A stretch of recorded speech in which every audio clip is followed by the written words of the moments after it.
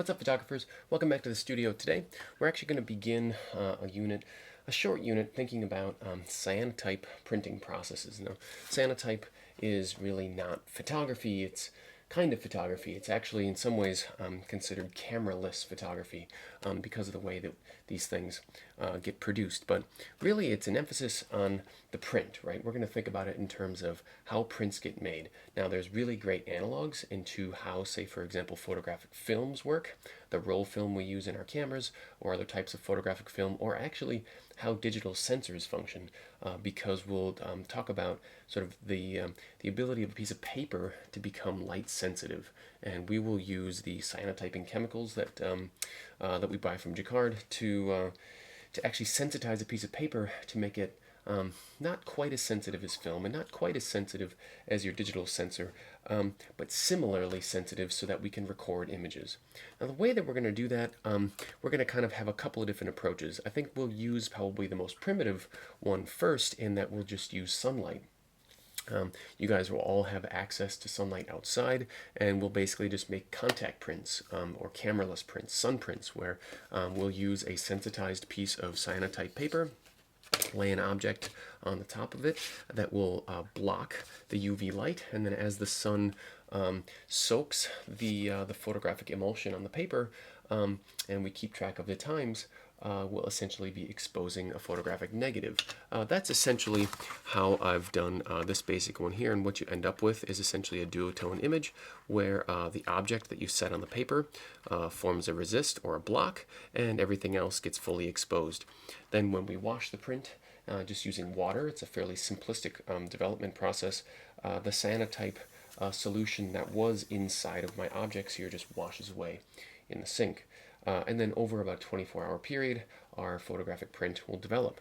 So let's actually walk through what this is going to look like for you guys in class. Now, I already have pre-sensitized a handful of pieces of paper here, and I've dried them, right? What essentially you need to do to sensitize them is we'll mix up a 50-50 batch of the Jacquard chemistry, and then brush it onto a piece of paper. Now the brush that we use at school is going to be a fairly smooth brush. It's actually a watercolor brush made of sable hair, but if you use a rougher brush, maybe something like a chip brush, or even just kind of splatter it on, there's a lot of character, right, that you can bring into the sort of background sensitizing if you don't have a nice brush, or if you want to take advantage of sort of the rough bristles of a different kind of brush. Once that's sensitized, it has to dry in a dark place. Now, keep in mind that the quality of light that exposes this chemistry is UV rays, and so the lighting that I'm in, for example, underneath my fluorescent tube lights, it's not as UV intense as, say, the sunlight is, although there is some UV in this lighting. If we wanted to, say, expose this even better, we can use heavy UV light, like a grow light, or in this case, the same lights that teenagers use, right, in their parties. Black lights will function basically the same way. And so in order to build out an exposure unit for this class, I've just basically purchased a couple of high output UV black lighting or UV lighting LED strips. I mounted those LED strips to a piece of aluminum, and we've got a nice exposure unit that can expose things instead of maybe over the course of, say, 20 minutes to an hour outside. We can expose things here in the studio in about 4 to 20 minutes, depending on the heaviness of your saturation.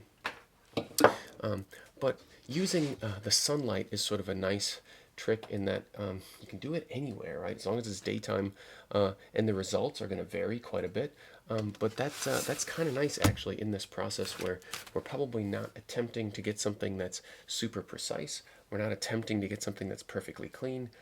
It's kind of nice to allow the process to get weird on you. So in studio, we'll use the UV exposure unit. When you're at home, you'll use the sun.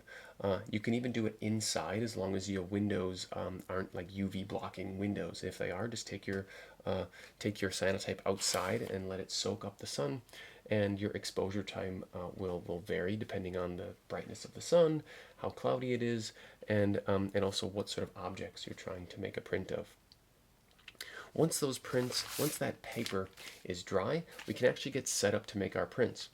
The easiest way to maybe start thinking about this process would be to think about just a simple contact print, right, where you lay an object on top of your sensitized piece of paper and let the light bathe that. Now, it's the sort of simplest way to think about this, but in some ways it gives us the lowest level of resolution. Say, for example, in this photograph of the paintbrush, there's really nothing holding the paintbrush down, and so UV light will sort of sneak around the edges.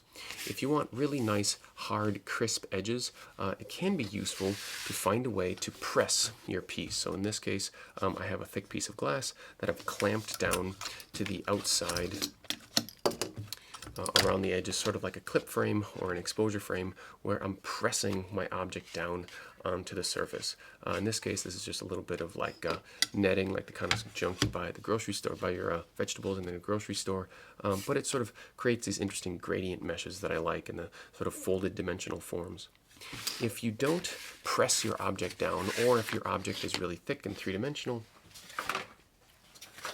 I would expect you to have some sort of exposure creep and some softer edges on the outside. Those can really make beautiful images, and really, this is kind of about experimentation, guys. So we can try a whole bunch of these. We'll kind of send home at least 2 of these things so you can try some sun prints, and then we'll do a few more at school too. We're going to sensitize 2 different kinds of paper. We have watercolor papers, and then we're going to use a type of paper called Reeves BFK. It's sort of a basic printmaking paper. The watercolor paper has a bit more of a texture to the surface, and the Reeves is a little bit smoother, but both of them need to be sort of a heavy-duty paper so that they can stand up to being soaked for about 10 or 15 minutes or so afterwards to wash out all the cyanotyping solution. But we really could cyanotype print anything. It's used on fabric. We could even try a variety of different kinds of papers. As long as it stands up to the washing, we can make photographs with it.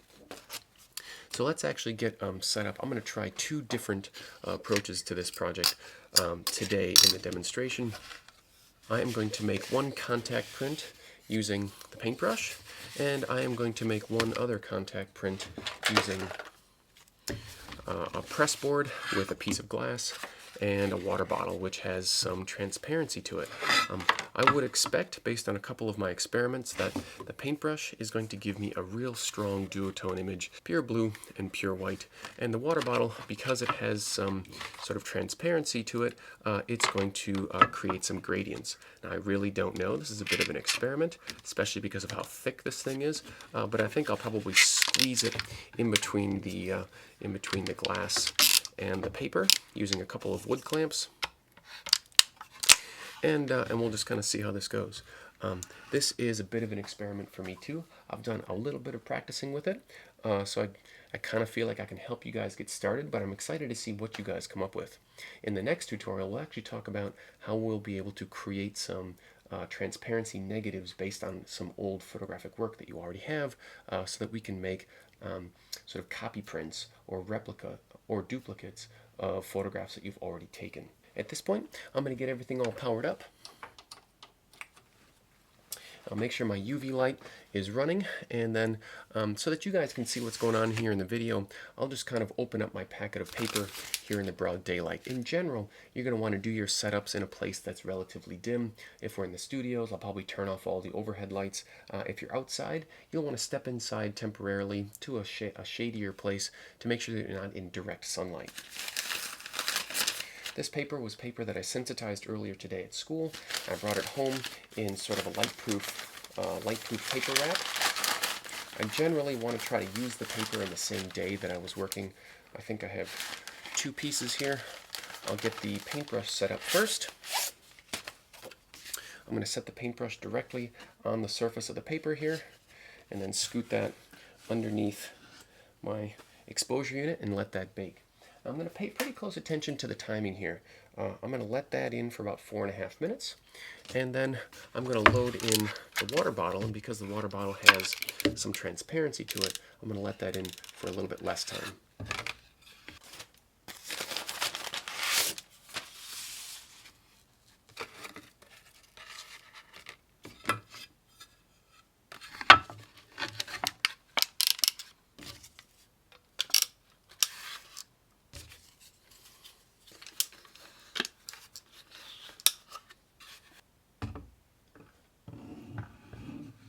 While those are exposing, it's probably worth talking just briefly about what this process was originally used for and how it was developed. Now, cyanotyping process was sort of designed around the same time that the photographic film processes were finally figured out, right? How to get a photograph, an in-camera photograph to happen.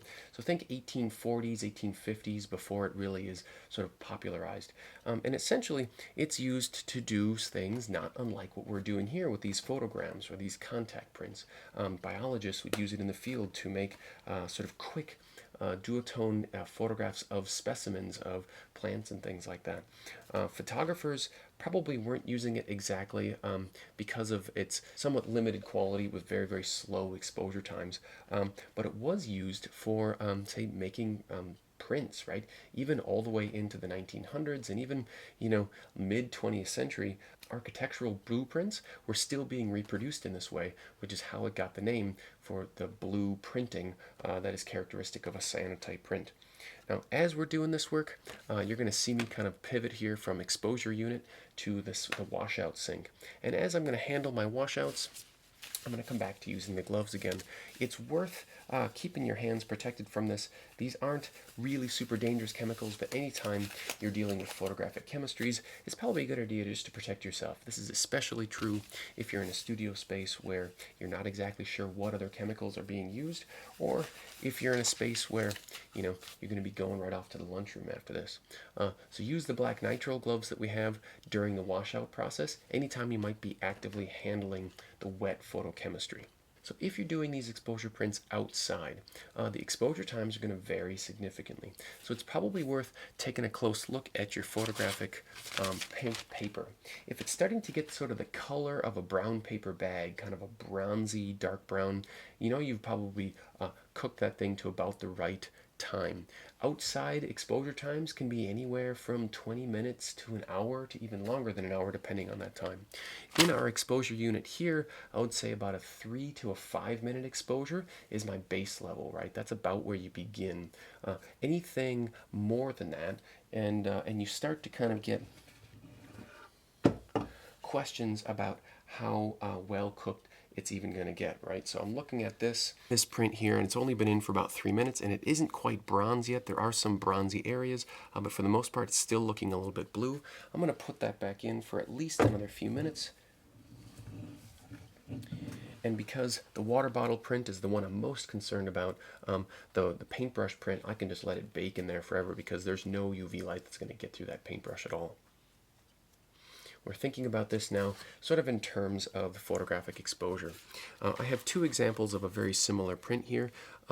Both of them used the same exact leaves, but they look very, very different in the sense that I burned this for about 4.5 minutes in the UV exposure unit, and I burned this one for 60 minutes. So for example, take a look at the two long skinny leaves. These leaves were sort of a little bit worn out, and they're like an early spring leaf, and so they had some transparency to them. But in order for the UV light to penetrate the leaf and actually be blocked so that it reveals the veins, I had to bake that in the exposure unit for an hour before I could get enough UV rays to pierce it. So think about exposure times in that way, right? If you're trying to achieve a certain level of transparency, you need to make sure that the UV rays can fully penetrate the object that you want to have transparency, like a film negative or like a digital negative. If you're just trying to go for a photogram effect where you're having a pure black, pure white duotone, you can probably have significantly shorter exposure times and get away with it just fine. Okay, so these exposures are probably close enough. I'm going to take them to the washout sink now and develop them.